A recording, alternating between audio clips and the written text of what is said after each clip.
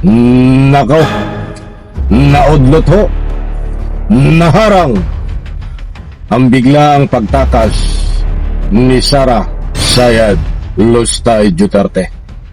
Alright, welcome back to my YouTube channel. I'm Andy's Vlog. Grabe, buti at naharang ho ito, naudlot.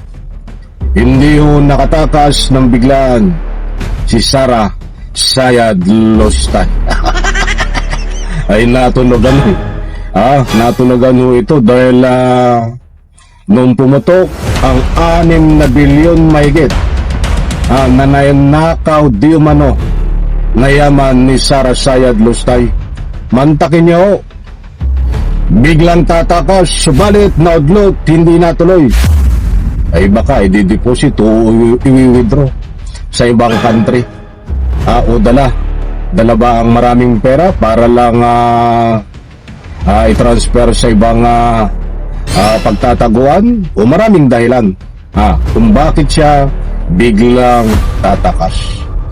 I-like po muna natin ang video na ito at syempre huwag po kong kalimutan na ika nga po pwede rin po kayo mag-comment sa comment section. Please subscribe my YouTube channel. Matindi ho mga mahal kong taga-subaybay.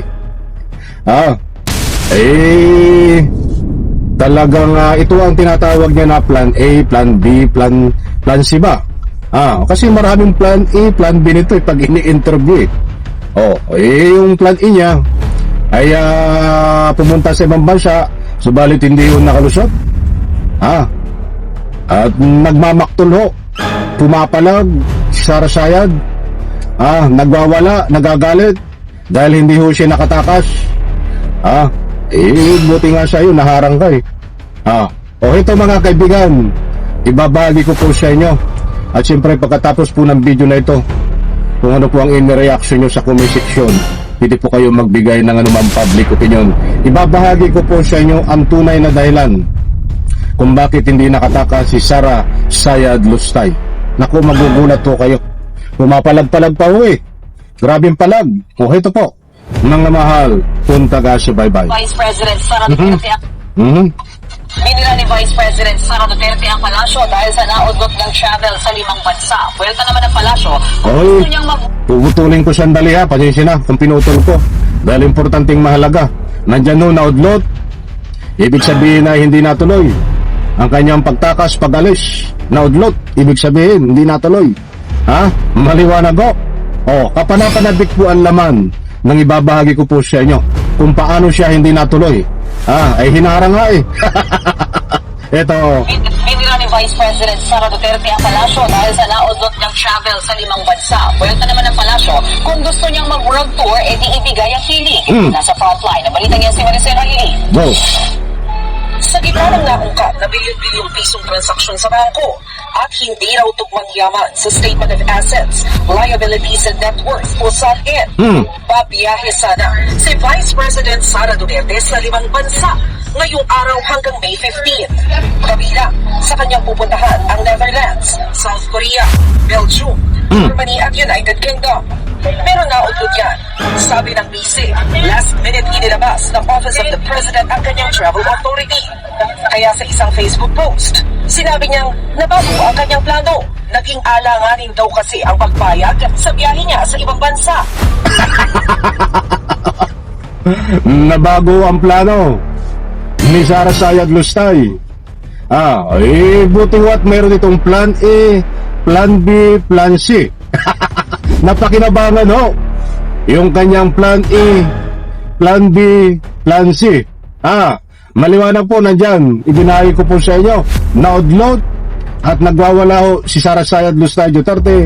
Hindi po natuloy ang biyahe papuntang ibang bansa na napakaraming bansa ho ang pupuntahan, mga kaibigan, na napakarami ho ang nagbibigay ng kanilang public opinion na ito ay paraan niya para makatakas. Subalit biglang naharang ho. Yari na. Magsusumite na lang daw siya ng bagong request. Panawagan niya. Bilisan sana ang pagproseso ng mga dokumento para makapaglaan pa siya ng oras sa paghahanda sa biyahe. Tiyakin din daw sana ang confidentiality at paghawak ng mga sensitibong dokumento. Malaking tulong aniya na mapanatili nito ang epektibong security arrangements. Hirit pa ni VP Sara, God save the Philippines. Buwelta naman dyan ng Malacanang. Normal ang pagbibigay ng travel authority sa visa isang araw bago ang biyahe niya. Ganyan ba ang gusto niyang palabasin? Wala pa sa record na kapag siya nag-request ng pagbabakasyon or personal trip ng mahabang araw or mahaba na panahon na siya'y tinanggihan. Palagi, normally, nangyayari po ang pagbibigay sa kanya ng travel authority a day before. Pagdating sa confidentiality, public servant si VP Sara. Kaya banat ni Palace Press Officer Claire Castro, Hindi po maitatago ang mga bagay-bagay na nais niyang kitago. May mga bagay na dapat nalalaman ng publiko. banat pa May mga bagay-bagay na hindi maitago. Tama nga naman, naitago ng ilang taon ang 6 na bilyong mahigit.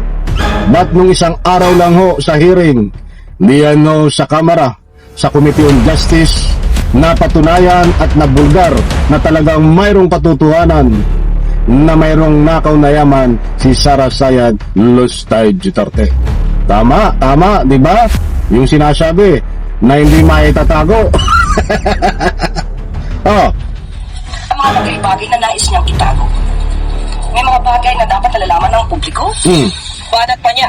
Dapat bang bumiyahe sa panahon ngayon na may krisis sa Middle East at may bilyones na issue si VP Sara? Kung kayo ang tatanungin, kung kayo ang vice-presidente, nararapat ba na magpakasyon? Kung yan po ang nais niya na magpakasyon at mag-world tour, ibigay ang hilig. Hindi rin dapat issue rito ang pagbibigay ng travel authority. Ang issue raw, bakit biglang may change of plans si VP Sara? What made her change her mind is the 6.7 billion question. Pero hindi na raw kailangang magbigay pa ng mensahe ang palasyo. Ay, ang mga kaibigan, maliwanag po buhat sa News 5. Shoutout News 5. Ipahintulot ang paggamit ng inyong video clip. Heto, talagang ano po ang masasabi nyo? Mga kaibigan, tama ba na umalis ng ibang bansa si Sara Sayad Lustay Duterte? O any reaction sa comment section, inaanyayahan ko pong kayo magbigay ng anumang public opinion. Maliwanag po, mga kaibigan, nandyan po ang ating batayan. At syempre, babasa ko tayo sa ilang mga sa post na ito. Importanteng mahalaga na malaman nyo ang inyong public opinion. Babasa po tayo. Nakalagay dito, yan ay isang uri ng pagtakas ni Sara Sayad Lustay. Buti lang at hindi natuloy. In one word, naharang ang kanyang pagtakas. Dala ang napakaraming pera. Dahil bilyones ang usapan ho dito. Simula nang pumutok, bigla siyang aalis. Meaning, tatakas ba siya? Ito, marami pong mga ganun na public opinion na baka raw tuluyan ng tumakas si Sara Sayad Lustay, dala ang napakaraming pera. At ang gustong ipunto ng ating mga nagbibigay ng anumang komento, ang sabi nga nila, buti lang at naharang. Kung hindi ito naharang, tuluyan ng dala ang bilyones na pera, ay baka nga i-transfer sa ibang mga account sa iba't ibang bansa. Kasi may mga paraan yung mga yan eh. Kasi kapag bumulong ho ang impeachment diyan ho sa Senado, ay sigurado ho ito na ipipress itong mga bank account dito. Baka ang plan A, plan B, plan C niya ay gumagawa ng paraan kung paano magawa ng paraan para ikangay ilagay sa ibang lugar na pinagtataguan.